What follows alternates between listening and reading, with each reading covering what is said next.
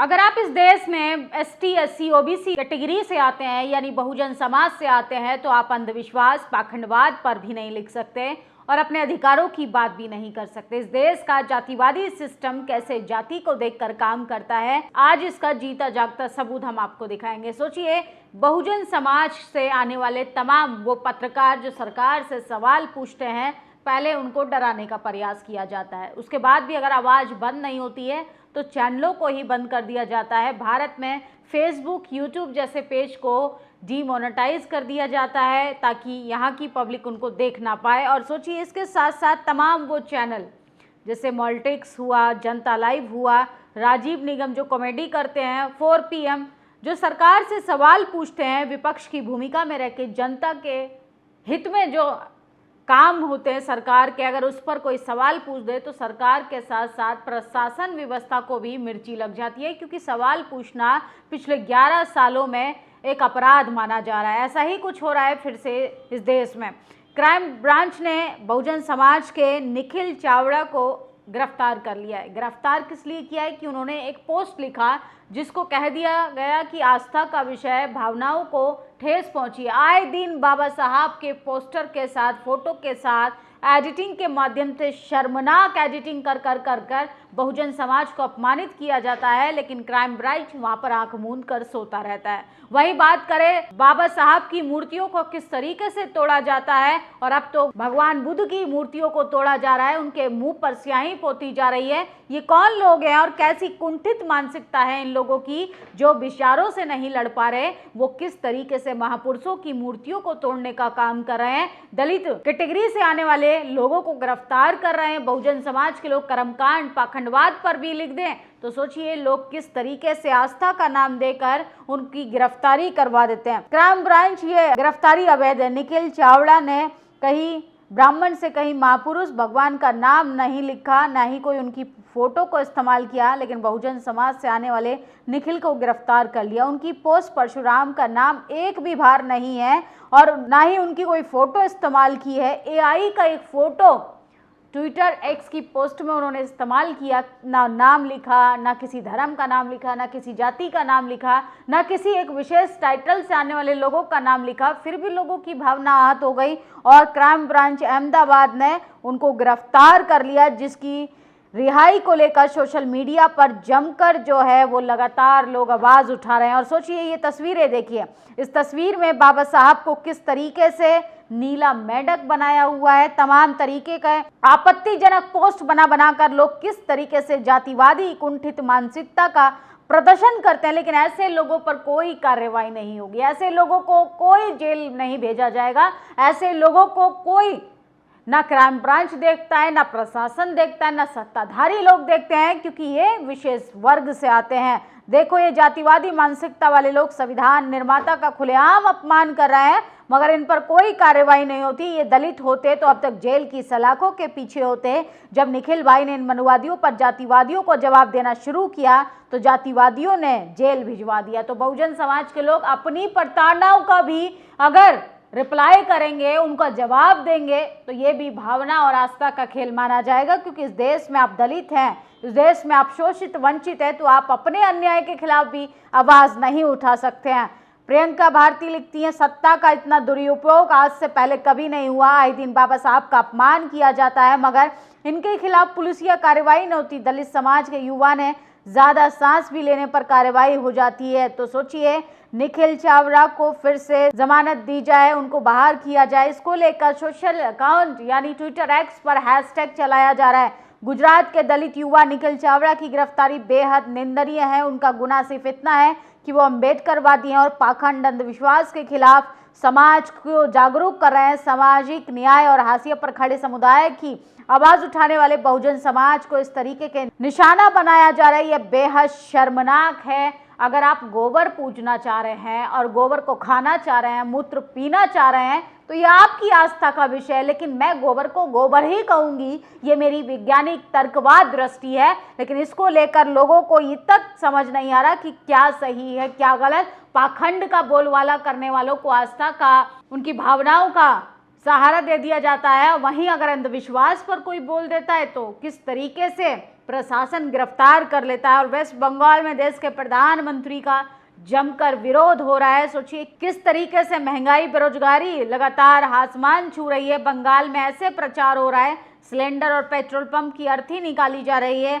जनता अब जो है महंगाई की मार इस कदर झेल रही है कि अब उसे समझ आने लगा है कि चुनावी लॉलीपॉप अब हमें नहीं चाटना है, हमें मुद्दे पर बात करने के बजाय विकास वाकई में ज़मीनी स्तर पर चाहिए। और सोचिए लोग मुझे चमार भंगी कहकर गाली देते हैं। गाजियाबाद की झुग्गी में आग लगने के बाद एक युवक अपना दर्द बता रहा है, लोग मदद करने को आगे आए ना ही सरकार। कितना भी पढ़ लिख लो, कितने भी योग्य बन जाओ, लेकिन जाति आपका पीछा नहीं छोड़ती है।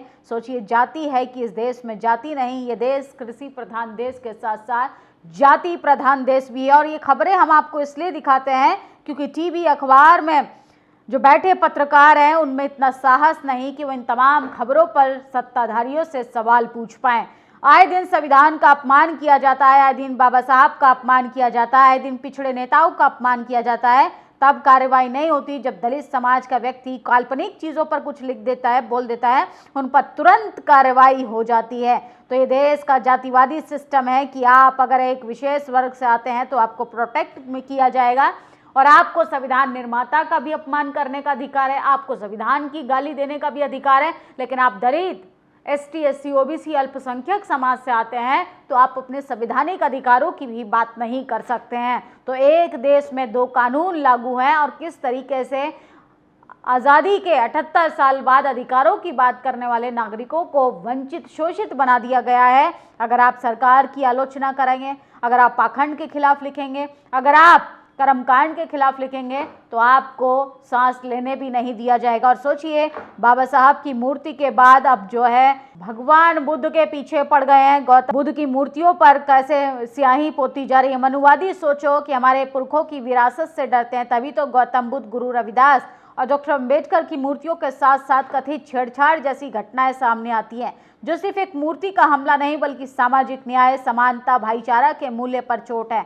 इस घटना को लेकर लोगों में गहरा आक्रोश है और इसे सुनियोजित तरीके से सामाजिक व सांप्रदायिक तनाव भड़काने की साजिश के रूप में देखा जा रहा है। ऐसे में आमजन की मांग है कि दोषियों को तुरंत गिरफ्तार किया जाए और निष्पक्ष जांच हो ताकि शांति, विश्वास, संविधान के आदर्शों को बनाए रखे जा सके। तो सोचिए बाबा साहब की मूर्तियों से इन लोगों को दिक्कत है, भगवान बुद्ध की मूर्तियों से इनको दिक्कत है, कभी ये संविधान को गाली देने का काम करते हैं, आरक्षण को गाली देने का काम करते हैं। ये वो लोग हैं जो नहीं चाहते हैं कि आज़ादी के 78 साल बाद भी सामाजिक न्याय की बात करने वालों को भी अधिकार मिले। गुजरात के दलित युवा सोशल एक्टिविस्ट निखिल चावड़ा की गिरफ्तारी गंभीर चिंता का विषय है। उनका तथाकथित गुनाह सिर्फ इतना है कि वो अम्बेडकरवादी विचारधारा से जुड़े हैं। उन्होंने कहा परशुराम एक काल्पनिक पात्र है। निखिल समाज में पाखंड व अंधविश्वास के खिलाफ जागरूकता फैलाते हैं। सामाजिक न्याय, बराबरी, हाशिए पर खड़े समुदाय की आवाज उठाने वाले बहुजन युवा पत्रकार संस्थानों को इस तरह निशाना बनाया जा रहा है, ये चिंता का विषय है, बल्कि लोकतांत्रिक मूल्य, अभिव्यक्ति की स्वतंत्रता पर भी सवाल खड़ा करता है। ज़रूरत है कि ऐसे मामलों में सामंतवादी, मनुवादी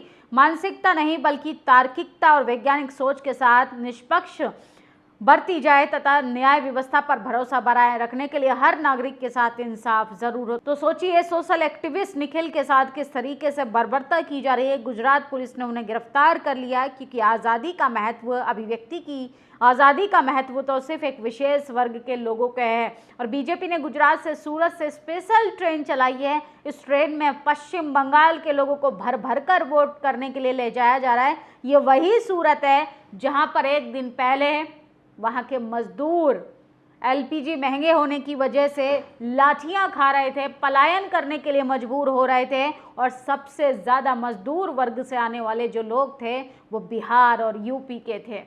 अब बंगाल का चुनाव है तो स्पेशल ट्रेन चला दी गई है। रणविजय सिंह ने ये ट्वीट किया, हम सिर्फ आपको खबर बता रहे हैं। और सोचिए आए दिन इस तरीके से बाबा साहब का अपमान किया जाता है, लेकिन निखिल ने इनका पलटवार कर दिया। न नाम लिया किसी का, न जाति का नाम लिया, न धर्म का नाम लिया, बस एक काल्पनिक फ़ोटो लगाया एआई के द्वारा, उस पर भी बवाल मच गया और गुजरात की क्राइम ब्रांच ने उनको उठा लिया। और भारत में तानाशाह लोग उनकी मर्जी से काम नहीं करोगे तो यही हश्र हो गया।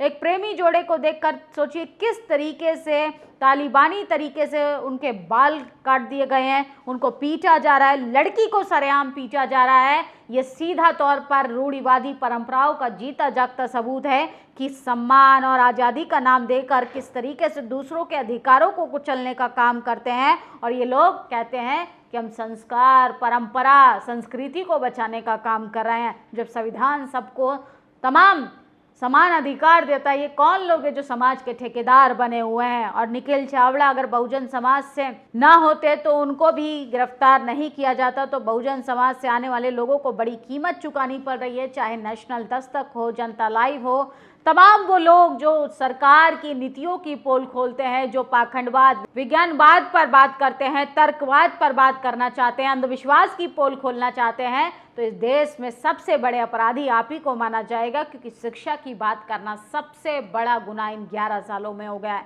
आप लोगों की क्या प्रतिक्रिया है इस खबर पर? अपनी राय जरूर दीजिएगा।